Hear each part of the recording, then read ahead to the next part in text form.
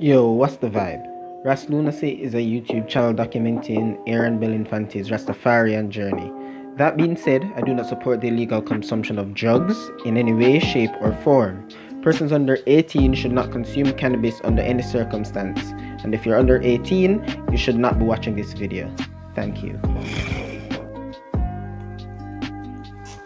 Today's video is going to be very controlling the urge focused. Controlling the urge focused. What does that mean? It means controlling the urges to not habitually check your socials, to not habitually ejaculate, to not habitually use your vices, to not habitually do any of these things, to allow dopamine detox to be more of an easy thing. And I know it's day 2, so who am I? I'm not really a pro at these things, but I have tried these things before, so I do know things that generally do help. I'm gonna go in order, so I'm gonna start with ejaculation. The easiest way to make sure you don't ejaculate is to not put yourself in a position where it becomes easy, or for your triggers. If you usually masturbate in your bed, if you usually masturbate in your living room, if you usually masturbate in your bathroom, or if you have a girl, no matter what, she always gonna link you and she always gonna fuck you and you're always gonna come, or whatever the case may be. You know what the hell you need, what the hell kind of situations you need to be in to be comfortable to do these things, because it's not like we can do these things anywhere and anywhere. So for example, I'll use myself an example. I would usually masturbate in my bed with a maybe towel or something nearby, and the easiest way for me to stop is make sure there's no towel in my room. I pack them into the bathroom.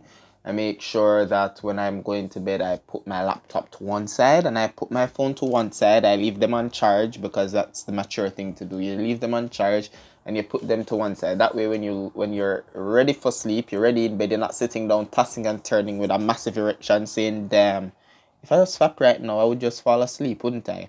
You just need to understand the triggers and just avoid them in best way you can. If you're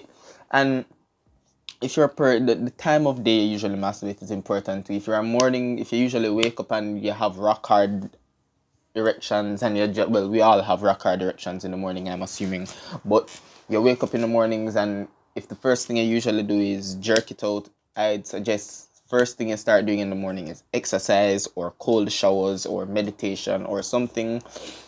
Meditation might be one of the harder things to do. I'm actually going to meditate right after shooting this video, but cold showers are an easy, quick fix to the situation. Even a warm shower will be helpful. Just something different, generally speaking. And exercise is very easy to help. It gets your blood from your dick to the rest of your body and into your muscles. Your body realizes that, damn, nigga, this nigga ain't here for sex. He's here to put that work in. You get me? So that's with ejaculation. I think that's going to be the easiest one to stop. And I think if you've been a daily masturbator, that's the only time it may become hard, because you're so used to just masturbating that it becomes a part of your daily routine. So whenever that time of day comes where you would usually masturbate, you're going to be thinking to yourself, damn, what do I do right now? There's nothing else for me to do. But the reality is there's so much that you could be doing. Anyways, moving on from the ejaculation parts of things, I'm gonna move on to the no vices.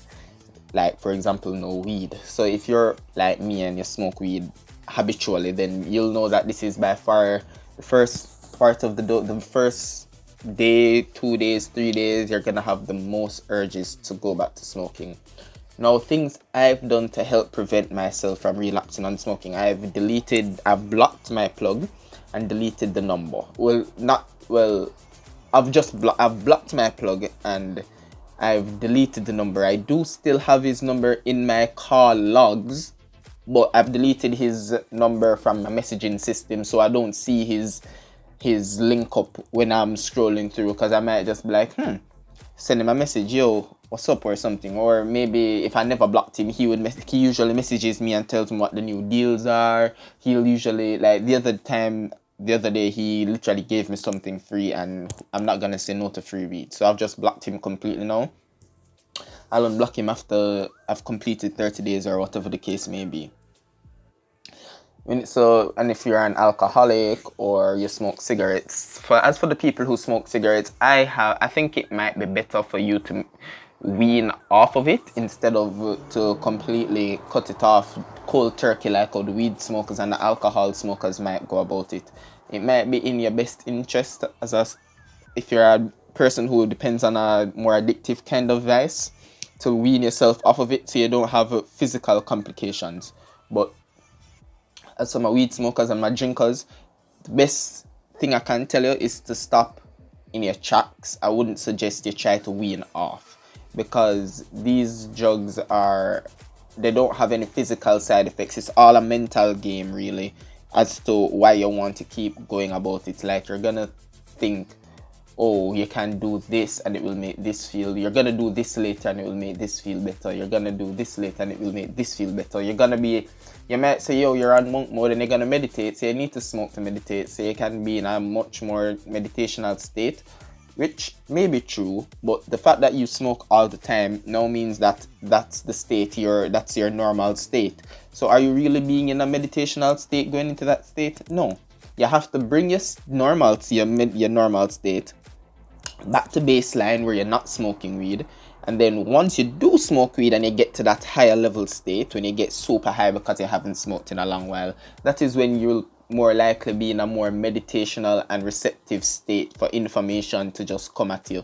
So for these 30-day dopamine detoxes or tolerance breaks, will actually, if you're a person who smokes for spiritual reasons, or you'd like to start smoking for spiritual reasons, taking tolerance breaks are going to be a best friend in order to get the most out of your cannabis use. Next thing is social media, social applications. Now, yesterday I would have heard that 6ix9ine beat the new Instagram live record, taking it away from Tory Lanez and reaching 2 million views. I got this information from my friends on WhatsApp. Do you see how I did not have to be on Instagram to figure out that this was something that was happening? Do you see that important information can get to you regardless of if you use the social media application or not? Therefore, why do we always check our social media? It's like we always think we're missing out on something, but the reality is, even without the social media, we're still getting all the information that we need to be getting. The extra information that we get when we're on the social apps are literally like